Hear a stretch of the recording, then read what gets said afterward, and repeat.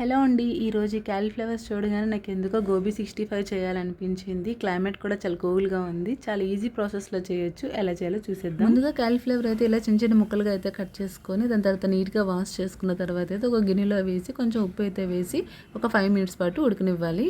అందులో కొంచెం ఉప్పు, కారం, కార్న్ఫ్లవర్, బియ్యం పిండి, శనగపిండి, ధనియాల పౌడర్, గరం మసాలా వేసి కొంచెం వాటర్ అయితే వేసి బాగా మిక్స్ చేసుకోవాలి. బాగా మిక్స్ చేసిన తర్వాత అయితే ఒక 10 మినిట్స్ పాటు అయితే పక్కన పెట్టేయాలి. ఆయిల్ హీట్ అయిన తర్వాత అయితే ఇలా 1 by 1 అయితే వేసుకోవడమే. కొంచెం ఫ్రై అయిన తర్వాత అయితే ఒక ప్లేట్లోకి అయితే తీసుకోవడమే. గోబీ 65 అయితే రెడీ అయిపోయింది. టేస్ట్ మాత్రం చాలా బాగుంటుంది. ఖచ్చితంగా ట్రై చేయండి. మా విహాన్కి అయితే ఫేవరెట్ అయిపోయింది. ఏం పకోడీ తల్లి అది? చికెన్ పకోడీ.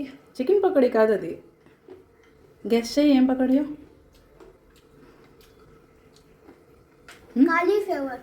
Yes, cauliflower. బాగుంది కదా.